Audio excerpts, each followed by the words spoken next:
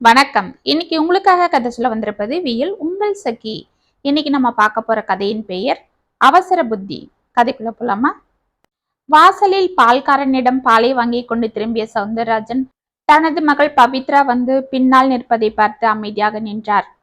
நீண்ட நாட்களுக்கு பிறகு அவள் செய்து கொண்டிருக்கும் அலங்காரங்கள் அவருக்கு ஆச்சரியத்தை அளிக்க அமைதியாக அவளை உற்று பார்த்து கொண்டு நின்றார். அந்த பார்வை என்ன விஷயம் என்று அவளை கேட்பது போலிருந்தது. அப்பா, நான் உங்ககிட்ட ஒரு முக்கியமான விஷயம் பேசணும். அதுதான் தெரியுதே, சொல்லுமா என்று வீட்டின் உள்ளே நுழைந்தார். அவர் பின்னால் மெதுவாக நடந்து வந்த பவித்ராவிற்கு விஷயத்தை எப்படி தந்தையிடம் சொல்வது என்ற தயக்கம் இருந்தது. சவுந்தரராஜன் தனது மனைவி புவனாவை அழைத்து பால் சொம்பை அவளிடம் கொடுத்துவிட்டு சோஃபாவில் மெதுவாக அமர்ந்தார். அப்பா, அது என்று பவித்ரா மீண்டும் தயங்க புவனா அவளை உற்று பார்த்து கொண்டிருந்தாள். சவுந்தரராஜன் தனது மகளை ஒரு தரம் ஏறெடுத்து பார்த்துவிட்டு டீபாய் மேலிருந்த பேப்பரை எடுத்து விரித்தார். பவித்ராவின் முகம் கோவத்தில் சிவந்தது. அப்பா, என்னப்பா, நான் முக்கியமான விஷயம் பேசணுன்றேன், நீங்க பாட்டுக்கு பேப்பர் எடுத்து படிக்கிறீங்க. அப்படிதான் அம்மாவும் காலையில இருந்து என்ன ஒரு வார்த்தை கூட எதுவும் கேட்கல. என்னம்மா கேட்கணுன்ற என்றவளை பார்த்தாள் புவனா. என்னைக்கும் இல்லாம இன்னைக்கு காலையில புது புடவெல்லாம் கட்டி தலையில பூவெல்லாம் வச்சுக்கிட்டு எங்கேயோ கிளம்புறேனே, என்ன எதுன்னு கேட்க மாட்டீங்களா? நீ வேலைக்கு போற பொண்ணு, தினமும் போற போல இன்னைக்கும் கிளம்பிட்டேன்னு இருந்தோம். ஆமா, இந்த ஒரு வருஷமா நான் என்னைக்காவது ஒரு நாள் இந்த மாதிரி அலங்காரம் பண்ணிட்டு ஆபீஸ் போய் பார்த்திருக்கீங்களா? சரிம்மா, போனது போகட்டும், இப்ப சொல்லு, என்ன விஷயம் என்றால் சவுந்தர் முகத்தை பேப்பரில் இருந்து எடுக்காமல். நான் 2வது கல்யாணம் பண்ணிக்க போறேன் என்றவள் தயங்கிக் கொண்டே கூற புவனா அமைதியாக கிச்சனுக்குள் சென்றாள். சவுந்தரராஜன் பேப்பரில் இருந்து தலை எடுக்கவில்லை.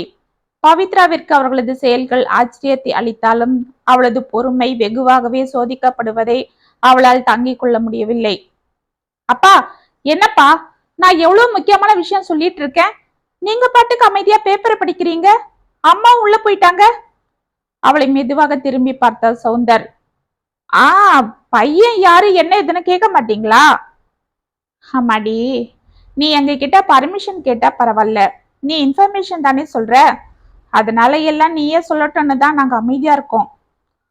அப்பா, பையன் வேற யாரும் இல்ல, நம்ம ரவி தான். சவுந்தர் டக்குன திரும்பி பார்க்க புவனா அவளை பார்த்து கொண்டே காப்பியை கொண்டு வந்து அவரிடம் நீட்டினாள்.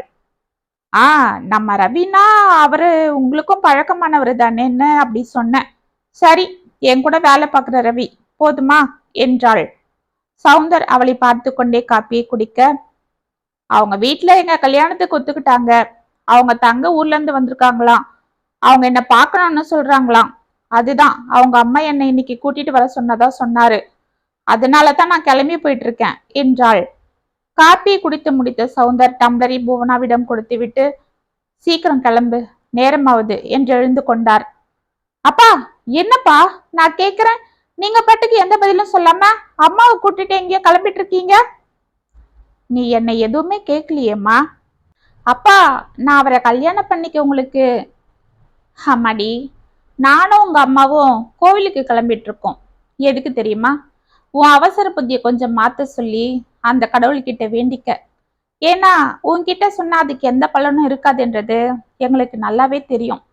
அதுதான் அந்த ஆண்டவன் கிட்ட கொட்ட போயிட்டு இருக்கோம் என்று உள்ளே சென்றார். பவித்ரா அவரை அதிர்ந்து பார்த்து கொண்டிருக்க வாசலில் கால் டாக்ஸின் ஹார்ன் சத்தம் கேட்டது. பவித்ரா அமைதியாக ஏதோ யோசனையோடு சென்று அதில் அமர்ந்தாள். கார் முன்னால் நகர அவள் நினைவுகள் பின்னோக்கி சென்றது. பால் சொம்பை கையில் எடுத்துக்கொண்டு முதல் இரவில் தனது காதல் கணவனை தனிமையில் தான் சந்திக்க போகும் அந்த இன்பமான முகூர்த்தத்தை எப்படியெல்லாம் கொண்டாட வேண்டும் என்ற பல ஆசை கனவுகளோடு அவன் அறையில் காலடி எடுத்து வைத்த புது மணப்பெண் பவித்ராவிற்கு உள்ளே பார்த்ததும் தூக்கி வாரி போட்டது. பூக்களால் அலங்கரிக்கப்பட்டிருந்த அந்த கட்டிலில் ஒரு 15 வயதுடைய பெண் படுத்துக் கொண்டிருந்தாள். அவளது தோற்றம் சற்று வித்தியாசமாக இருந்தது. நீளமான பாவாடையும் தொளதொளவென இருந்த மேல் சட்டையும், எண்ணெய் வைத்து பழுக்க வாரி முடித்த ஜடையும், நெற்றியில் கலைந்திருந்த பொட்டும், வயதிற்கு வந்த பெண்ணுக்குரிய அலங்காரங்கள் எதுவுமின்றி அவள் சற்று வித்தியாசமாக இருப்பதை பார்த்து கொண்டே உள்ளே சென்ற பவித்ராவை பார்த்த அந்த பெண் டக்கென கட்டிலில் இருந்து எழுந்து அமர்ந்தாள். அண்ணி, வந்துட்டியா? வா வா அண்ணி, வா அண்ணி. அப்பா, நீ பார்க்க எவ்வளவு அழகா இருக்க என்று கடகட ஓடி வந்து அவளை கட்டி கொண்டாள். பவித்ராவிற்கு ஒன்றும் புரியாமல் திகைத்து நிற்க கலகலவென சிரித்து கொண்டே உள்ளே வந்தான் சாரதி. அவனை பார்த்த பவித்ரா, என்னங்க இது? இரு இரு, பயப்படாத பவி, இது என் தங்க மீனா என்றான். என்னது, உங்க தங்கச்சியா என்று அவளை வித்தியாசமாக பார்த்தாள்.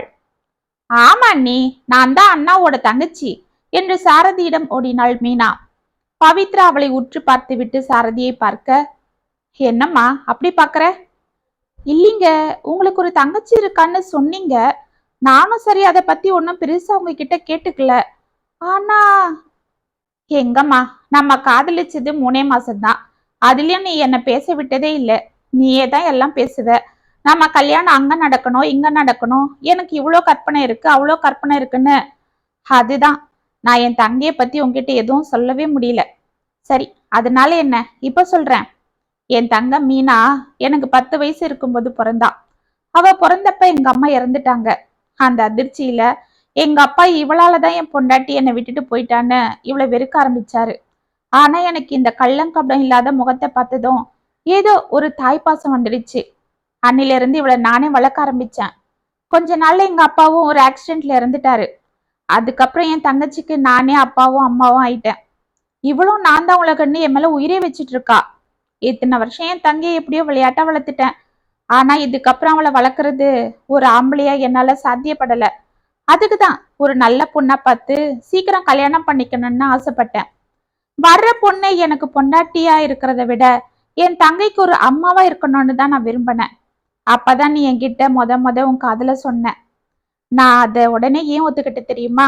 உன்னை எனக்கு பிடிச்சிருந்தது ஒரு பக்கம் இருந்தாலும் நம்ம விரும்புற பொண்ணை விட நம்மள விரும்புற பொண்ணை கட்டிக்கிட்டா கண்டிப்பா அவ என்ன மட்டும் இல்ல, என்ன சார்ந்த எல்லாரையுமே விரும்பான்னு தான் நான் உன் காதலை ஏத்துக்கிட்டேன் என்றான். பவித்ராவின் முகத்தில் அதிர்ச்சி தெரிந்தது. அதற்கு காரணம், சாதாரண நடுத்தர குடும்பத்திற்கும் கீழே உள்ள குடும்பத்தில் பிறந்து வளர்ந்த அவள் சாரதியின் படிப்பு, அழகு, சம்பளம் இவற்றை பார்த்து மனதை பறிகொடுத்து பல கற்பனை கோட்டைகளை மனதில் கட்டி கொண்டிருக்க, அவனது தங்கை சிறிது காலத்தில் அடுத்த வீட்டிற்கு போய்விடுவாள், பிறகு தனது ராஜ்யமே என்று நினைத்தாள். இதனால் அவனுக்கு ஒரு தங்கை இருக்கிறாள் என்பது அவளுக்கு ஒரு பொருட்டாகவே தெரியவில்லை. ஆனால் இன்று மீனாவை அவள் பார்த்ததும் அவளது கற்பனை கோட்டைகள் சுக்குநூறாக சிதறியதில் அதிர்ந்து நின்றாள். என்னம்மா அப்படி பாக்குற என்று சாரதி கேட்டதும் டக்குன சுய நினைவுக்கு வந்த பவித்ரா, ஒன்னும் இல்லைங்க. ஆமா, இவ ஏன் இப்படி ஒரு மாதிரி இருக்கா, பேசுறா? சாரதியின் முகம் டக்கென வாடியது. அவன் அமைதியாக சென்று கட்டிலில் அமர அவன் அருகில் மீனாவும் சென்று அமர்ந்து கொண்டாள். அவள் தலையை ஆசையாக கோதிய சாரதி, என் தங்கச்சி பிறந்த கொஞ்ச நாள் வரைக்கும் நார்மலாவே இல்ல. மத்த குழந்தைங்களை போல ஓடி ஆடி விளையாடாம ஒரு வித்தியாசமா இருந்தா. அப்பதான் அவளை டாக்டர் கிட்ட கூட்டிட்டு போனோம். அவளை டெஸ்ட் பண்ண டாக்டர் அவளுக்கு மூளை வளர்ச்சி கம்மியா இருக்கு, மத்த குழந்தைங்களை போல அவளால நார்மலா இருக்க முடியாதுன்னு சொன்னாங்க. பைத்தியம்னு சொல்லுங்க என்று மனதில் நினைத்து கொண்ட பவித்ரா அமைதியாக நின்றாள்.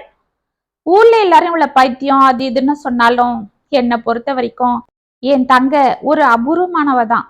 எனக்காக கடவுள் கொடுத்த ஒரு ஸ்பெஷல் கிஃப்ட். இவளை பத்திரமா பார்த்துக்க சொல்லி கடவுள் எனக்கு கொடுத்திருக்காரு என்று அவள் கன்னத்தில் முத்தமிட்டான். மீனா சிரித்து விட்டு அவளும் தனது அண்ணனுக்கு கையில் முத்தம் கொடுத்து விட்டு, அண்ணா அண்ணா, நான் உன்கிட்ட ஒன்னு சொல்லவா என்று பாவாடை முனையை எடுத்து வாயில் வைத்து கொண்டாள். அப்படிலாம் பண்ணக்கூடாது செல்லும் என்று அதை எடுத்து விட்ட சாரதி, என்ன சொல்ல போற என்றான். அண்ணா, அண்ணி ரொம்ப அழகா இருக்காங்க, எனக்கு அண்ணி ரொம்ப பிடிச்சிருக்கு என்றாள். அப்படியா, அன்னிக்கு கூட உன்னை ரொம்ப பிடிக்கும் என்றான் சாரதி. ஆமா, இந்த லூசை எனக்கு பிடிக்குமா? இதுங்களா பேசி இதுங்களாவே முடிவெடுத்துக்குதுங்க. சேக் என்று மனதில் சலித்து கொண்டாள் பவித்ரா. என்னன்னா அண்ணி எதுவுமே பேச மாட்டேன்றாங்க? பேசுவாங்க, காலையில உன்கிட்ட பேசுவாங்க பாரு. நீ போய் இப்ப படுத்துக்க என்றான் சாரதி. இல்ல, நான் இங்கதான் அண்ணி கூட படுத்துக்க போறேன். அண்ணி பாவம், தனியா இங்க படுத்துக்கிட்டா பயப்படுவாங்கல்ல, நான் இருந்தா உங்களுக்கு தைரியமா இருக்கும். அண்ணி கவலைப்படாத அண்ணி, நான் உன்னை பாத்துக்கிறேன் என்றாள் மீனா பவித்ராவை பார்த்து சிரித்து கொண்டு. பவித்ரா சாரதியை பார்க்க, மீனா குட்டி, அது அன்னைக்கு இங்க பயம்லாம் இருக்காது, நான் பாத்துக்கிறேன். ஆமா, நீ எங்க பாத்துப்ப, நீ எப்ப பறந்த சோஃபால தான் தூங்குவ, நான் இங்க படுத்துப்பேன். இன்னைக்கு அண்ணி இங்கதான் தனியா படுத்துப்பாங்கன்னு பக்கத்து வீட்டு ராதாக்கா சொன்னாங்க. அதுதான் நான் அண்ணி கூட படுத்துக்க வந்தேன். இல்லடா, அது என்று அவன் திணறி கொண்டிருக்க, ஏ பாலு, நீ இங்க வந்துட்டியா? நான் வீடு முழுக்க உன்னை தேடிட்டு இருக்கேன் என்று அங்கு வந்தாள் பக்கத்து வீட்டு ராதா. அக்கா, மீனாவ தெரியும் சாரதி, நீ கவலைப்படாத. எங்க வீட்டுலதான் அவளை இன்னைக்கு படுக்க வச்சுக்க கூட்டிட்டு போனேன். ஆனா அந்த வாலு, அண்ணி இன்னைக்கு இங்க தனியா படுத்துப்பாங்க, நான் உங்களுக்கு துணையா படுத்துக்கிறேன்னு ஓடி வந்துட்டா. அக்கா, இன்னைக்கு ஒரு நாள் மட்டும் அவ அங்க படுத்துக்கிட்டோம். நாளைக்கு அந்த மாடி ரூமை கிளீன் பண்ணிட்டா அப்புறம் அங்கேயே அவளை படுக்க வச்சிடுவேன் என்றான்.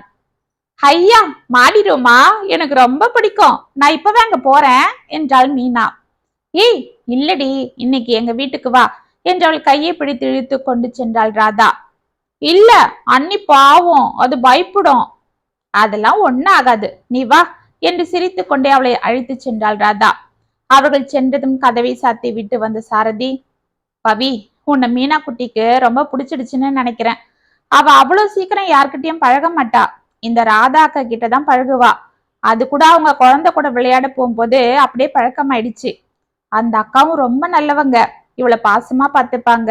உனக்கு கூட எதனா வேணும்னா அந்த அக்கா கிட்ட கேளு, அவங்க ரொம்ப நல்லவங்க, ஹெல்ப் பண்ணுவாங்க என்றான்.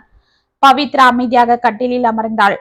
அன்றிலிருந்து மீனா பவித்ராவிடம் அண்ணி அண்ணி என்று பாசமாக இருக்க அவளது பாசம் பவித்ராவிற்கு தொல்லையாக இருந்தது.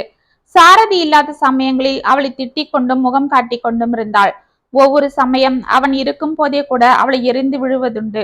அப்பொழுதெல்லாம் சாரதிக்கு சற்று அதிர்ச்சியாக இருந்தாலும் போக போக சரியாகிவிடும் என்ற நம்பிக்கையில் அமைதியாக இருந்தான். அன்று தனது தோழி கீதா வருகிறாள் என்று போன் வர பவித்ரா சூடாக பஜ்ஜிகள் போட்டு கொண்டிருந்தாள். அதை ஆசையாக எடுக்க வந்த மீனாவை அடித்து விரட்டினாள். மீனா அமைதியாக ராதா வீட்டிற்கு சென்று அவளது மகன் 8 வயது சுரேஷுடன் விளையாடி கொண்டிருந்தாள். வெளியில் மழை வலுவாக பிடித்து கொள்ள காலிங் பெல் சத்தம் கேட்டு கதவை திறந்தாள் பவித்ரா. ஜோராக பெய்து கொண்டிருந்த மழையில் தொப்பலாக நனைந்து கொண்டு வந்திருந்த கீதாவை பார்த்தவள், என்னடி இப்படி நனைஞ்சிட்ட என்று அவளை உள்ளே அழைத்தாள். என்னடி பண்றது, உன்னை பார்க்கணும்னா அவசரமா கிளம்பிட்டேன். நான் கிளம்பும் போது நல்ல வெயிலா இருந்தது, பாதி வழியில வரும்போது நல்ல மழை. நான் எதிர்பார்க்கவே இல்லை, நடுவுல எங்கேயும் நிக்கவும் முடியல. அதுதான் முழுசா நினைஞ்சாச்சே, அப்புறம் என்னன்னு வேகமா வண்டி ஓட்டிட்டு வந்துட்டேன் என்று சிரித்தாள் கீதா. சரி சரி, உள்ளவா, நான் என் புடவைய கொடுக்கறேன், மாத்திப்ப. இல்லடி பரவாயில்ல, அது காஞ்சிரும். ஏய் லூசு, என்ன இது இப்படி தொப்பலா நனைஞ்சிருக்க, அப்புறம் ஃபீவர் ஏதாவது வந்தா வம்பு. இரு வரேன் என்று உள்ளே சென்று பீரோவில் இருந்து ஒரு புடவையை எடுத்து கொண்டு வந்து அவளிடம் கொடுத்து மாற்றிக்கொள்ள சொல்லிவிட்டு உள்ளே சென்று பஜ்ஜிகளை கொண்டு வந்து டீப்பாய் மேல் வைத்தாள். உடைகளை மாற்றி கொண்டு வந்த கீதா, ரொம்ப தேங்க்ஸ் டி பவி. ஆமா, உன் ஹஸ்பண்ட் இன்னும் வரலையா? கல்யாணத்துக்கு வர முடியலையே, இப்பயாவது வந்து பார்க்கலான்னா இப்பவும் அவரை கண்ணுல காட்ட மாட்டேன்ற என்று சிரித்து கொண்டே பஜ்ஜியை சாப்பிட ஆரம்பித்தாள் கீதா. ஆமா, அவரை நான் என்ன முந்தானையில முடிஞ்சு வச்சிருக்கேன், பேசாம சாப்பிடுடி என்று சிரித்தாள் பவி. வெக்கத்தை பாரு, நீ ஏண்டி முந்தானையில முடிஞ்சுக்கணும்? உனக்கு என்ன மாமியார் தொல்லையா மாமனார் தொல்லையா? நீ தான் எங்க எல்லாம் கொடுத்து வச்சவடி. காதல் புருஷன் கல்யாணம் ஆனதான் தடி கொடுத்தனோ. சே, எல்லாருக்கும் இப்படி அமையுமா? எந்த தொல்லையும் இல்லாம ஜாலியா இருக்க என்று அவள் கூறிக்கொண்டிருக்கும் போதே கடகடவென அங்கே ஓடி வந்த மீனா அவர்களை உற்று பார்த்தாள். அண்ணி, இது யாரு என்று கீதாவின் அருகில் சென்றாள். அவளை வித்தியாசமாக பார்த்த கீதா, ஏய் பவி, இது யாருடி என்றாள். இதுவா என்று பவித்ரா கூறுவதற்குள், ஏய் இது எங்க அண்ணியோட புடவை, நீ ஏன் கட்டிட்டு இருக்கிற, குடு என்று அவள் முந்தானையை பிடித்து இழுத்தாள் மீனா. கீதா தடுமாறிக்கொண்டு எழுந்து கொள்ள அவள் கையில் இருந்த பஜ்ஜி கீழே விழுந்தது. ஏய் மீனா விடு, அதை நான் தான் அவளுக்கு கொடுத்தேன் என்றாள் பவித்ரா அவளை இழுத்து கொண்டு. மீனா அதை காதில் வாங்காமல், ஏய் குடு, இது எங்க அண்ணியோடது, இது யாரும் கட்டக்கூடாது, இது எங்க அண்ணி மட்டும்தான் கட்டணும், குடு குடு என்று விறுவிறுவென அதை பிடித்து இழுக்க மொத்த சேலையும் அவள் கைகளில் வந்து விட்டது. கீதா கோபத்தோடு உள்ளே சென்று தனது சேலையை கட்டி கொண்டு வெளியே வர வண்டி சாவி எடுத்துக்கொண்டு வேகமாக கிளம்பினாள். ஏய் என்னடி கீதா, எங்க போற, இரு என்றவள் பின்னால் ஓடினாள் பவித்ரா. போதுண்டி உன் உபசரண, யாருடி இந்த லூசு, உன் அண்ணின்னு சொல்லுது. அவ என் புடவைய மொத்தமா உருவிட்டு இருந்தா நீ கம்முன்னு இருக்க.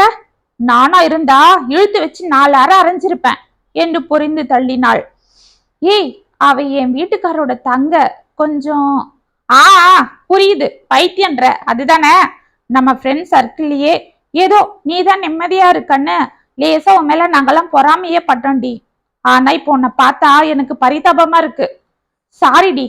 இத பாரு, இப்படி ஒரு பைத்தியத்தை வீட்டுல வச்சுக்கிட்டு தயவு செஞ்சு எங்களை யாரையும் கூப்பிடாத என்று வெளியே சென்றாள்.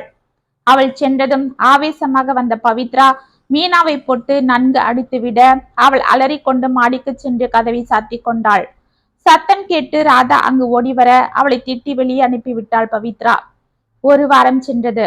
மீனா பவித்ராவிடம் ஆசையாக செல்ல செல்ல பவித்ராவிற்கு அவள் பேரில் கோபமே வந்து கொண்டிருந்தது. வர வர மீனாவை பார்த்தாலே எரிந்து விழுந்து கொண்டிருந்த பவித்ரா அடிக்கடி சாரதியிடம் அவளை கொண்டு போய் எங்கேயாவது ஹோமில் சேர்க்கும்படி சண்டை போட்டு கொண்டிருந்தாள். சாரதி அதற்கு மறுப்பு தெரிவிக்க அவளது கோபம் அதிகரித்து கொண்டிருந்தது. அப்பொழுதெல்லாம் அவளது தாய்க்கு போன் செய்து நான் இங்கு இருக்க மாட்டேன், வந்து விடுவேன் என்று அவள் புலம்ப அவளது தாய் புவனாவும் தந்தை சவுந்தரும் அவளுக்கு ஆறுதல் கூறி சமாதானம் செய்து வந்தனர். அன்று மாலை பவித்ரா தனது தோழியின் நிச்சயதார்த்தத்திற்கு தயாராகி கொண்டிருக்க சாரதியும் ஆபீஸிலிருந்து வந்து தயாராகி கொண்டிருந்தான். அப்பொழுது வெளியே விளையாடி கொண்டிருந்த மீனா உள்ளே ஓடி வர, அண்ணா அண்ணா எங்க போற? நானும் வரவா என்று சாரதியிடம் ஓடினாள். சாரதி பவித்ராவை பார்க்க அவள் முறைத்து விட்டு உள்ளே சென்றாள். மீனா குட்டி, அண்ணன் ஒரு முக்கியமான இடத்துக்கு போறேன். அங்கெல்லாம் உன்னை போல சின்ன பசங்க வரக்கூடாது. அதனால நீ இங்கே ராதா அக்கா வீட்டுல நம்ம சுரேஷ் கூட விளையாடிக்கோ. நான் உன்னை அப்புறமா வந்து கூட்டிட்டு போய் ஐஸ்கிரீம்லாம் வாங்கி தரேன், சரியா என்றான். போண்ணா, நீ என்ன இப்பெல்லாம் எங்கேயும் கூட்டிட்டே போறதில்ல. போ, நான் உன் பேச்சுக்கா என்று கோபித்து கொண்டு மாடிக்கு சென்றாள் மீனா. அவளை பரிதாபமாக பார்த்த சாரதி, என்ன பண்ண சொல்ற தங்கம்? நாம மட்டும் தனியா இருக்கும்போது நம்ம சுதந்திரமா இருந்தோம். இப்ப உனக்காக ஒரு பொண்ணை கூட்டிட்டு வர போய் நமக்கு நாமளே விலங்க போட்டிக்கிட்டா மாதிரி ஆயிடுச்சு. உன்னை பாசமா பார்க்கலன்னாலும் பரவாயில்ல, வெறுப்போட பார்க்காம இருந்தா போதும். ஆனா அவ என்று பெருமூச்சு விட்டான். இதற்குள் பவித்ரா உள்ளிருந்து அலற பதறிக்கொண்டு உள்ளே ஓடினான் சாரதி. பவி பீரோவை திறந்து வைத்துக் கொண்டு அனைத்தையும் கலைத்து போட்டிருந்தாள். என்ன பவி, என்னாச்சு என்று அலறினான் சாரதி. என்னங்க, என் நகை ஒண்ணு கூட இல்லைங்க. இதோ பாருங்க, நகை டப்பாலாம் காலியா இருக்கு என்று அனைத்து டப்பாக்களையும் எடுத்து கீழே போட்டாள். என்னம்மா சொல்ற? நல்லா பாத்தியா? ஒருவேளை ஞாபக மருதியா எங்கேயாவது போயிட்டு வந்து நகைய கட்டி வேற இடத்துல வச்சிருக்கியா பாரு. ஏங்க, நாம வெளியில எங்கேயாவது அடிக்கடி போனா பரவாயில்ல, எங்க இந்த லூச கட்டிக்கிட்டு மாரடிக்கவே சரியா இருக்கு. இந்த அழகுல நாம எங்க வெளியில போறோம்? நகையெல்லாம் எடுத்து போட்டுக்க. நான் கல்யாணம் ஆகி இங்க வந்ததுல இருந்து அடிமை மாதிரி இங்கே தானே கிடக்கேன் என்றால் பொங்கி வந்த கோபத்தில். சரி சரி, அதை விடு. என்ன பண்ணாலும் தான் உனக்கு திருப்தியா இருக்காது. இப்ப அதுவா முக்கியம்? நகைய காணமே, எங்க போயிருக்கோம் என்று பதறினான். ஏங்க, இங்க திருட்டு போய் அதிகம்னு ராதா அடிக்கடி சொல்லுவாங்களே, ஒருவேளை திருடன் யாராவது வந்து நகையை எடுத்து பணம். ஆனா பீரோலாம் சாத்தினது போல அப்படியேதான் இருந்தது. வேற எந்த பொருளும் போகலையே. பாருங்க, என் பட்டுப்புடவெல்லாம் கூட அப்படியேதான் இருக்கு என்றாள். ஆமாம் பவி, என்ன இது ஒரே குழப்பமா இருக்கு என்றவன் ஹாலிற்கு வர, அண்ணா நீங்க போகலையா? சரி போ. அண்ணி, எனக்கு பசிக்குது, சாப்பாடு போடு என்று கூறிக்கொண்டு கீழே வந்தாள் மீனா. ஏய், நாங்களே இங்க டென்ஷனோட இருக்கோம், இது ஒரு லூசு என்று எரிந்து விழுந்தாள் பவித்ரா. ஏய், குழந்தைய போய் ஏன் லூசுன்ற? உன் நகை காணோம்னா அவ என்ன பண்ணுவா? ஆமா, லூசுன்னு சொல்லாம என்று பவித்ரா கத்தி கொண்டிருக்க, அண்ணா என்னன்னா என்று சாரதின் அருகில் வந்தாள் மீனா. மீனா குட்டி, அண்ணியோட நகையெல்லாம் காணோம்மா. அதுதான் அண்ணி டென்ஷனா இருக்காங்க. நீ போய் உள்ள சாப்பிடு, நான் போலீஸ் ஸ்டேஷன் வரைக்கும் போயிட்டு வந்துடுறேன் என்றான். அண்ணா, போலீஸா? எதுக்கு? நான் தானே போலீஸு, நீ என்கிட்டயே சொல்லு, நானே நகையை கண்டுபிடிச்சு கொடுத்துருவேன் பாரு என்று சிரித்தாள் மீனா. கடவுளே, இந்த லூச என்று பவித்ரா தலையில் அடித்து கொள்ள, அம்மாடி நீ பேசாம இரு, நான் வந்துடுறேன் என்று சாரதி வெளியே செல்ல திரும்பினான். அண்ணா, என்னன்னா நான் சொல்றேன் நீ கேட்க மாட்டேன்ற? எனக்கு அண்ணியோட நகை எங்க இருக்குன்னு தெரியும் என்றாள். இதோ பாரு மீனா, நாம அப்புறமா வந்து விளையாடலாம். அண்ணன் ஒரு முக்கியமான இடத்துக்கு போயிட்டு இருக்கேன், நீ பேசாம இருக்கணும் என்றான்.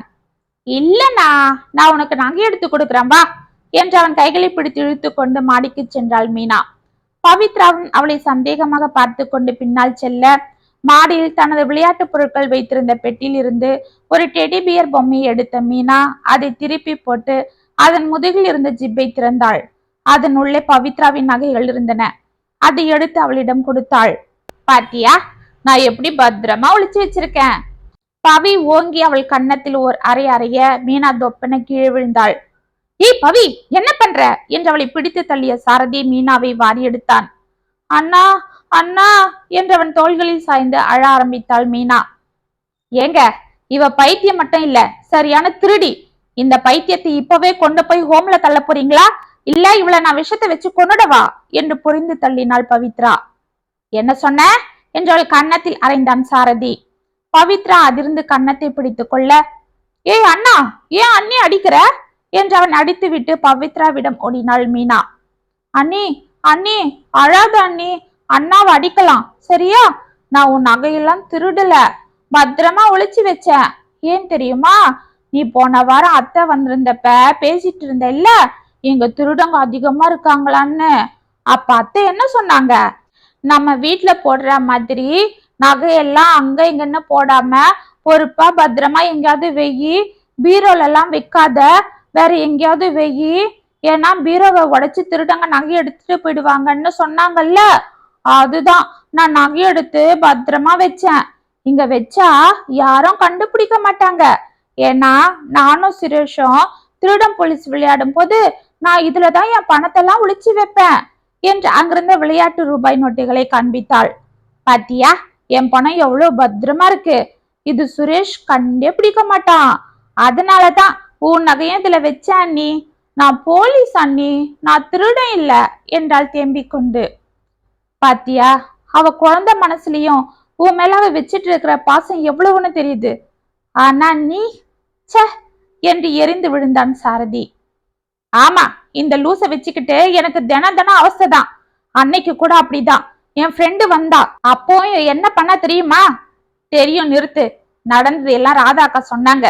அதுக்காக அவளை போட்டு நீ அடிச்சதையும் அவங்க சொன்னாங்க. இருந்தாலும் நான் அவன்கிட்ட இதுவரை அதை பத்தி ஒன்னும் கேட்கல. ஏன்னா நீயா ஒரு நாள் அவளை புரிஞ்சுப்ப, அவன் மேல பாசமா இருப்பான்னு எதிர்பார்த்தேன். ஆனா நீ திருந்தவே மாட்டேன்ற. நான் திருந்தனமா? நான் என்ன உங்க தங்க போல லூசா? பவி, போதும். நானும் அதே தான் சொல்றேன். போதும், உங்க கூட வாழ்ந்து நான் சுகப்பட்டது. நான் என்னென்னவோ கனவுகளோட உங்களை ஆசைப்பட்டேன். எங்க அம்மா அப்பா கிட்ட அடம் பிடிச்சு உங்களை கட்டிக்கிட்டேன். ஆனா நீங்க என்னை ஏமாத்திட்டீங்க. போதுங்க, உங்க கூட வாழ்ந்த இந்த வாழ்க்கை. நான் கிளம்புறேன் என்று கடகடவனை கீழே சென்று அவளது பெட்டிகளை எடுத்துக்கொண்டு கிளம்பினாள். அண்ணா, அண்ணி எங்க போகுது என்று மீனா சாரதியின் கன்னத்தை பிடித்து உழுக்க, அவன் வாசலில் காலடி எடுத்து வைத்த பவித்ராவை கையை பிடித்து இழுத்து நிறுத்தினான். பவி, இதோ பாரு, அவசரப்படாத, நான் சொன்ன கேளு. எதுவா இருந்தாலும் பேசிக்கலாம். இதோ பாருங்க, இனி நமக்குள்ள பேச எதுவும் இல்ல. ஏன் பவி இப்படி பண்ற? இனி நமக்குள்ள எதுவும் இல்லையா? இதுதான் நம்ம காதலா? நாம ஒன்னா ஒத்துமையா எப்படிலாம் வாழணும்னு ஆசைப்பட்டு இந்த பந்தத்துல சேர்ந்தோம். இப்ப இதோ பாருங்க, இனி நம்ம சேர்றத பத்தி எனக்கு எந்த யோசனையும் இல்ல. அப்படி நம்ம சேரணும்னா உங்க தங்கிய நீங்க எங்கேயாவது தலைமொழிட்டு வாங்க. அப்புறம் நம்ம ஒன்னா வாழறத பத்தி யோசிப்போம் என்று வெளியே சென்றாள். அண்ணி அண்ணி, எங்க போற என்று மீனா அவள் பின்னால் ஓட, பவித்ரா ஆட்டோவை பிடித்து ஏறி அமர்ந்தாள். ஆட்டோ விற்றென பறந்தது. மீனா அழுது கொண்டே வாசலில் நின்று கொண்டிருக்க, அவளிடம் அந்த சாரதி, அவதான் உன்னை வேண்டான்னு சொல்லி வெறுக்கிறாளே, அவகிட்ட ஏன் இவ்வளவு பாசமா இருக்க என்றான். அண்ணா, நீ தான் சொன்ன அண்ணி உன் அம்மான்னு. அம்மா எங்கேயாவது குழந்தைய விருப்பாங்களா? உனக்கு ஒண்ணுமே தெரியல. சுரேஷ கூட தான் ராதா காடிக்கும், ஆனா உடனே கொஞ்சம். அது போலதான் என் அண்ணி படிச்சாலும் அப்புறம் ஒரு நாள் கொஞ்சம் பாரு என்று தேம்பிக் கொண்டே உள்ளே போனாள். அவளை அதிர்ந்து பார்த்து கொண்டிருந்தான் சாரதி. வீட்டிற்கு வந்த தனது மகளை புவனாவும் சௌந்தரம் எவ்வளவோ சமாதானம் செய்ய முயற்சித்தும் அவள் சமாதானம் ஆவதாக தெரியவில்லை. ஒரே பிடியாக சாரதியுடன் இனி தான் வாழ முடியாது என்று டைவர்ஸுக்கு அப்ளை செய்துவிட்டு மீண்டும் வேலைக்கு செல்ல ஆரம்பித்தாள். 3 மாதங்கள் சென்றது. இதற்கிடையில் சாரதியும் அவளிடம் பேச எவ்வளவு முயன்றும் அவள் அவனிடம் பேச தயாராக இல்லை. இதனால் சலித்து போன சாரதியும் அமைதியாக விலகி கொள்ள அவளது வாழ்வில் ரவி நுழைந்தான்.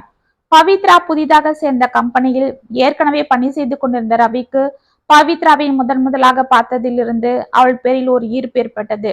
அவளது மன வாழ்க்கையை தெரிந்து கொண்ட ரவிக்கு அவள் மனதில் இடம் பிடிப்பது சற்று சவாலாக இருந்தாலும் அவளுடன் நல்ல நட்பை முதலில் சம்பாதித்தான். இதன் காரணமாக அடிக்கடி அவள் வீட்டிற்கு செல்வதும் அவளுக்கு சிறு சிறு உதவிகள் செய்வதும் ஆலோசனைகள் கூறுவதும் என இருக்க, ஒரு நாள் தனது மனதில் இருந்த எண்ணத்தை அவளிடம் சொல்லி அவளை திருமணம் செய்து கொள்ள விரும்புவதாக கூறினான். இதனால் சற்று ஆடிப்போன பவித்ரா பிறகு சாரதியின் பேரில் இருந்த கோபத்தாலும் தான் இவ்வளவு தூரம் கூறியும் அவன் தங்கைதான் முக்கியம் என்று இருப்பதும் அவளுக்கு கோபத்தை வரவழைத்தது. அவன் எதிரில் தான் இன்னொரு திருமணம் செய்து கொண்டு சந்தோஷமாக வாழ வேண்டும் என்று முடிவெடுத்து ரவிக்கு சம்மதம் கூறினாள். இதற்குள் அவளுக்கு விவாகரத்து கிடைத்துவிட விஷயத்தை தனது தாயிடம் கூறினான் ரவி. இதற்கு அவளது தாய் முதலில் சம்மதிக்கவில்லை என்றாலும் அவனது பிடிவாதத்தால் அரைகுறை மனதோடு ஒற்றுக்கொண்டாள். ஆனால் பவியின் பெற்றோருக்கு இதில் சிறிதளவும் விருப்பம் இல்லை என்பது நன்றாகவே தெரிந்தது. ரவி அடிக்கடி வீட்டிற்கு வருவதையே அவர்கள் விரும்பாமல் இருக்க, ரவியின் ஆடம்பரம் மேல்தட்டு நடவடிக்கைகள் அனைத்தும் அவர்களை அச்சுறுத்தியது. கையில் கிடைத்த ஒரு அற்புதமான வாழ்க்கையை அவள் தொலைத்துவிட்டு இப்படி ரவியுடன் அவள் பழகுவது அவர்களுக்கு வேதனையாக இருந்தது. ஆனால் பவித்ராவின் பிடிவாதமும் அவசர புத்தியும் அவர்களை சோர்வில் ஆழ்த்தியது. கார் டக்கென நிற்க ஓடி வந்து கார் கதவை திறந்தான் ரவி. வா பவி, உனக்காக தான் காத்துட்டு இருக்கேன். என் தங்க உள்ள இருந்து வந்துட்டா. அவ தான் எங்க வீட்டுக்கு செல்ல பொண்ணு. அவன் இஷ்டம்தான் இங்க எல்லாம். நீ அவகிட்ட மட்டும் நல்ல பேர் வாங்கிட்ட, அப்புறம் நம்ம கல்யாணத்தை யாரும் தடுக்க முடியாது. அவளுக்கு உன்னை பிடிச்சிடுச்சுன்னா அப்புறம் எங்க அம்மாவும் உன்னை எதுவும் சொல்ல மாட்டாங்க. என்னதான் எங்க அம்மா எனக்காக நம்ம கல்யாணத்துக்கு சம்மதிச்சாலும் ஏதோ ஒரு மார்க்கமாவே இருக்காங்க. இப்ப என் தங்கை என் பக்கம் பேசிட்டா அப்புறம் அவங்க மாறிடுவாங்க. அதனால நீ அவகிட்ட நல்லா தன்மையா நடந்துக்கோ என்றான். பவித்ராவிற்கு அவனை இவ்வளவு தூரம் தனது தங்கையை தூக்கி வைத்து பேசுவது சற்று எரிச்சலை ஏற்படுத்தியது. இருந்தாலும் அமைதியாக இருந்தாள். வா பவி, இதுதான் எங்க வீடு என்று அவளை உள்ளே அழைத்த ரவி அவளை சோஃபாவில் அமர வைக்க, ரவியின் அம்மாவும் அவனது தங்கை சுபாவும் வெளியே வந்தனர். அவர்களது அரைகுறை ஆடையும் மேல்தட்டு வர்க்கத்தின் நடையும் பவிக்கு சற்று நெருடலை ஏற்படுத்த அவர்களை பார்த்து எழுந்து கொண்டாள். இருவரும் அவளை ஏற இறங்க பார்த்தனர். அந்த பார்வை பவித்ராவிற்கு தர்ம சங்கடமாகியது. வணக்கம் ஆன்டி என்றாள் மெதுவாக. இருக்கட்டும் இருக்கட்டும், நீதான் பவித்ராவா? உட்காரு என்றாள் ரவியின் தாய் கோமதி. பவித்ரா ரவியை பார்த்து கொண்டே அமர, பவி, இதுதான் சுபா, என் தங்க. பெங்களூர்ல இருக்கா. பியூட்டிஷியன் கோர்ஸ் முடிச்சிருக்கா. இப்ப அங்க பியூட்டி பார்லர் வச்சிட்டு இருக்கா என்றான். ஆமா, பியூட்டி பார்லர் வச்சிட்டு இருக்கான்றாரு. அவளை பார்த்தா அப்படி தெரியலையே. அவளும் அவ ட்ரெஸ் சென்ஸும். இவளை பத்தி இவரு சொன்னதை பார்த்தா நான் என்னவோ ஏதோன்னு நினைச்சேன். சரியான திமிரு பிடிச்சது போல இருக்கு. மூஞ்ச பார்த்தாலே தெரியுது. கல்யாணம் ஆன பொண்ணுன்னு சொல்றாரு. அவ கழுத்துல தாலிய காணோம், முகத்துல பொட்ட காணோம் என்று பவித்ரா மனதில் நினைத்து கொண்டிருக்க, சுபா இது என்று ரவி தனது தங்கைக்கு அறிமுகம் செய்ய, இதற்குள் கையை கட்டி அவனை நிறுத்திய சுபா, பவித்ரா, நீங்க என்ன படிச்சிருக்கீங்க என்றாள். நான் பிஎஸ்சி படிச்சிருக்கேன். அப்படியா? நீங்க ஒர்க் பண்றீங்கல்ல? ஆமா. ஆனா உங்க ட்ரெஸ் சென்ஸை பார்த்தா அப்படி தெரியலையே. அந்த காலத்து பொண்ணை போல 6 முழம் புடவை, நெத்தில இவ்வளவு பெரிய பொட்டு, தலை நிறைய பூ. என்ன இது? சாதாரணமாவே நீங்க இப்படிதான் ட்ரெஸ் பண்ணுவீங்களா என்று தனது தாயை பார்த்து சிரித்தாள். கோமதியும் கேலியாக சிரிக்க ரவியும் அவளுடன் சிரித்தான். ஏய் சுபா, பேசாம ரெடி. அவ வளர்ந்தது அப்படி இருக்கும். மிடில் கிளாஸ் பொண்ணுங்கன்னாவே இந்த மாதிரி தான் இருப்பாங்க. அவங்க என்னதான் படிச்சாலும் செஞ்சாலும் சில விஷயங்கள் அவங்க கிட்ட மாத்த முடியாது. ஓகே ஓகே, பட் எனக்கு ஒரு சந்தேகம் பவி. நீங்க இவ்வளோ கல்ச்சரலா இருக்கும்போது எப்படி புருஷனை டைவர்ஸ் பண்ண சம்மதிச்சீங்க? நீங்களாம் தாலி புனிதம் அதுன்னு டைலாக்லாம் பேசுவீங்களே என்றாள் சுபா. பவித்ராவுக்கு ஆத்திரம் பொத்து கொண்டு வந்தது. சுபா, அதெல்லாம் இப்ப எதுக்கு என்றான் ரவி. அதுக்கு இல்லடா, இப்படி புனிதமா சாதுவா இருக்கிற இவங்க நிஜமாவே சாதுவா இல்ல அப்படின்னு நமக்காக நடிக்கிறாங்களான்னு நமக்கு தெரிய வேண்டாமா? ஏன்னா கல்யாணம் ஆகி 1 வருஷத்துக்குள்ள விவாகரத்து பண்ணிட்டு திரும்ப உடனே இன்னொரு கல்யாணத்துக்கு ரெடி ஆக்கிட்டாங்களே. இப்ப நீயும் செட் ஆகலன்னா திரும்ப உன்னைய விட்டுட்டு இன்னொரு கல்யாணத்துக்கு ரெடி ஆகிடுவாங்களா? இல்ல நீ பணக்காரன்றதால? Subha, mind your tongue. நானும் பாக்குறேன் நீ உன் லிமிட்டை கிராஸ் பண்ற என்று சீறினாள் பவி. ஏய், என்னடி அவள் லிமிட்டை கிராஸ் பண்றா? நீதான் உன் மிடில் கிளாஸ்ல இருந்து ஹை கிளாஸுக்கு வரணும்னு அப்பாவியான என் பையனை ஏமாத்தி மடக்கி உன் லிமிட்டை கிராஸ் பண்ணி இங்க வர பாக்குற என்றாள் கோமதி. தோ பாருங்க, நான் ஒன்னும் உங்க பையனை மயக்கல. அவருதான் என்ன விரும்புறதா வந்து என்கிட்ட சொன்னாரு. பவி, என்ன இது? அம்மாவை எதிர்த்து பேசிட்டு பேசமாரு. ரவி, போதும். இங்க என்ன வேலை கால் எடுக்கிறாங்க, நான் அடங்கி உடங்கி பயந்து நடுங்க. ஆமாண்டா, இதெல்லாம் இவங்களுக்கு என்ன புதுசா? புது பொண்ணா இருந்தா அடக்கம் ஒடுக்கமா இருப்பா. இவ செகண்ட் ஹேண்ட் தானே, இதெல்லாம் இவளுக்கு பழகி இருக்கும் என்றாள் கோமதி. இதோ பாருங்க, இனி உங்களுக்கு அவ்வளவுதான் மரியாதை என்றாள் பவி அவளை முறைத்து கொண்டு. ஏய் பவி என்று ரவி அவளை தடுக்க, இதோ பாருங்க, உங்க பேச்சுக்கு மரியாதை கொடுத்துதான் நான் இங்க வந்தேன். என்ன பிடிக்கலன்னா அப்பவே உங்ககிட்ட இவங்க இந்த கல்யாணம் வேண்டான்னு சொல்லி இருக்கலாம். ஆனா இப்படி என்ன கூப்பிட்டு வச்சு எதுக்கு அசிங்கப்படுத்தணும்? நீங்களும் அவங்க கூட சேர்ந்து சிரிக்கிறீங்க. என்ன அவங்க அசிங்கப்படுத்தினாங்க? நாங்க சும்மா கிண்டலுக்கு பேசி ஜாலியா இருக்கோம். நாங்க எப்பவும் அப்படிதான். இதெல்லாம் உன்னால ஏத்துக்க முடியலன்னா எப்படி? இதோ பாருங்க, ஜாலின்றது ஒருத்தரை ஹர்ட் பண்ற மாதிரி இருக்கக்கூடாது. நான் இப்படி ட்ரெஸ் பண்றேன்னா இது என்னோட விருப்பம். நான் ஒன்னும் உங்க தங்க போல அறகுறையா தெரியலையே. உங்க அம்மா போல வயசாகியும் நாகரிகம் இல்லாம ட்ரெஸ் பண்ணலையே என்றாள். என்ன சொன்ன? எங்க அம்மாவியா கேவலமா பேசுற என்று அவளை அறைந்தான். ஏய் ரவி, இதுக்குதான் சொன்னேன், இந்த மாதிரி பொண்ணுலாம் நமக்கு செட் ஆகாதுன்னு. அவளும் அவ மூஞ்சோம், அவளை பார்த்தாலே எங்களுக்கு பிடிக்கலடா. சரியான திமிரு பிடிச்சு வென்றது அவ முகத்திலேயே தெரியுது. நீதான் என்னவோ உருகன. உனக்கு என்னடா தலையெழுத்து? கல்யாணம் ஆனவளை கட்டிக்க. நீ சரின்னு சொல்லு. இவளை விட அழகியா பார்த்து ஜாம் ஜாம்னு நான் கல்யாணம் பண்ணி வைக்கிறேன். இவ நம்ம கிட்டே அப்படி பேசுறாளே, இதே போலதான் அவன் புருஷன் கிட்ட பேசியிருப்பா. அதனாலதான் அவன் துரத்தி இருப்பான். இவளெல்லாம் யாருடா வச்சு வாழ்வாங்க என்று சிரித்தாள் கோமதி. பவித்ராவிற்கு அவமானத்தால் உடல் கூச ஒரு நிமிடம் கூட இனி அங்கு நிற்க கூடாது என்று கடகடவென வெளியே ஓடினாள். அவள் மனது துடித்தது, தலை சுற்றியது, கால்கள் தள்ளாடின, கண்கள் இருண்டது. எதிரே லாரி வேகமாக வந்து கொண்டிருக்க அவள் தள்ளாடி கீழே சாய்ந்தாள். அவளுக்கு மனது குழம்பியது. ஒரு நிமிடத்தில் பட்டென அவளை யாரோ பிடித்து தள்ள அவள் கண்கள் இருட்டி கொண்டு வந்தது. அவள் கடைசியாக மீனாவின் அதிர்ந்த முகத்தை பார்த்துவிட்டு நினைவு இழந்தாள். 3 நாட்கள் கழித்து கண்களை மெதுவாக திறந்த பவித்ரா சுற்றி பார்த்தாள்.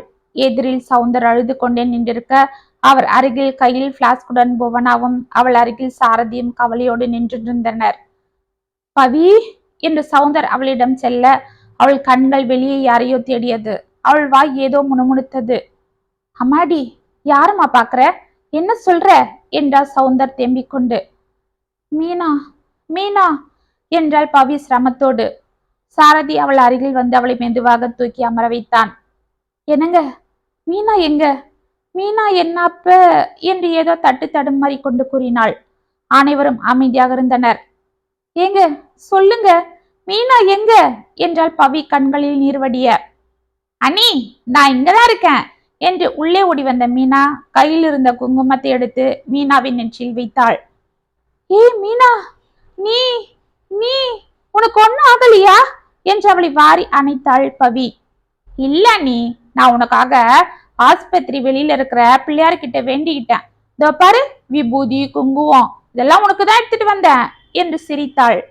பவித்ரா அவளை ஆச்சரியமாக பார்க்க, என்ன பவி அப்படி பாக்குற என்றான் சாரதி சிரித்து கொண்டு. இல்லைங்க, அன்னைக்கு நான் மயங்கி சாயும் போது மீனா என்ன பிடிச்சி தள்ளினாளே அப்ப. ஆமா, ஆனா அவளுக்கு ஒன்னும் ஆகல. அன்னைக்கு நான் மீனாவை ஹோம்ல சேர்க்கறதுக்காக அவளை கூட்டிட்டு போயிட்டு இருந்தேன். எதுக்குங்க? எனக்கு வேலை இப்பெல்லாம் அதிகமாயிடுச்சுமா. என்னால இவளை பாத்துக்கிறது கொஞ்சம் சிரமமா இருக்கு. இவளும் வளர்ந்துட்டா. பக்கத்து வீட்டுல ராதா அக்காவும் வீட்டை காலி பண்ணிட்டு போயிட்டாங்க. சரி, நீ வயசு பொண்ண தனியா விடுறது பாதுகாப்பு இல்லைன்னு தான் நான் இவளை ஹோம்ல சேர்க்க முடிவு பண்ணிட்டேன். அப்பதான் நாங்க வண்டியில வந்துட்டு இருக்கும் போது உன்னை இவ பாத்துட்டு இருக்கா. உடனே வண்டியில இருந்து குதிச்சுக்கிட்டு அண்ணி அண்ணின்னு உன்கிட்ட ஓடி வந்தா. நல்ல வேலை, அப்ப லாரி உன்னை இடிக்க வரவும் இவ உன்கிட்ட வரவும் சரியா இருந்திருக்கு. உடனே உன்னை பிடிச்சி தள்ளிட்டு அவளும் போய் அந்த பக்கம் விழுந்துட்டா. உடனே நான் ஆம்புலன்ஸுக்கு போனை போட்டு உன்னை ஆஸ்பத்திரிக்கு கூட்டிட்டு வந்தேன். 3 நாள் இவ ஒன்னும் சாப்பிடாம செய்யாம உங்ககிட்டயே தான் இருந்தா என்றான். ஆமாம்மா, நானாவது வீட்டுக்கு போய் கொஞ்சம் ரெஸ்ட் எடுத்துட்டு வந்தேன். ஆனா இந்த தங்கம் உன் காலடியிலேயே தான் கிடந்தா என்றாள் புவனா கண்களை துடைத்து கொண்டு. ஆமாம்மா, என் காலடியில கிடந்த தங்கத்தை நான் உதறிட்டு என் அவசர புத்தியால தகரத்தை மதிச்சு ஓடனேன். ஆனா அது என்ன கீறி காயப்படுத்திடுச்சு என்று பெருமூச்சு விட்டாள். அம்மாடி, அதுதான் குழந்தைய மாப்பிள்ள ஹோம்ல சேர்க்க போறேன்னு சொல்றாரே, இனிமே நீ அங்க போய் என்று சவுந்தர் தயங்க, அப்பா முடியாது, முடியவே முடியாது என்று கம்பீரமாக கூறினாள் பவித்ரா. அனைவரும் அவளை அதிர்ந்து பார்க்க, என்ன பாக்குறீங்க? என் குழந்தைய நான் ஹோம்ல சேர்க்க அனுமதிக்க மாட்டேன். அவ ஏன் குழந்தை, ஏன் கூடதான் இருப்பா என்று மீனாவை வாரி அணைத்தாள் பவித்ரா. இதை பார்த்த சாரதி அவர்கள் இருவரையும் கட்டி கொண்டு ஆனந்த கண்ணீர் வடிக்க சவுந்தர் புவனா முகத்தில் சந்தோஷம் பொங்கியது. இத்துடன் அவசர புத்தி கதை முற்றும். உங்களுக்கான எழுதின இந்த கதை உங்களுக்கு பிடிச்சிருந்தா கமெண்ட்ஸ்ல சொல்லுங்க, லைக் பண்ணுங்க, ஷேர் பண்ணுங்க, மறக்காம சப்ஸ்கிரைப் பண்ணிக்கோங்க. மீண்டும் நாளைக்கு வேற ஒரு சுவாரஸ்யமான கதையோட உங்களை சந்திக்கிறேன். அது வரைக்கும் இனிப்பிலே இருங்க. இப்படி கிவியல் உங்கள் சகி.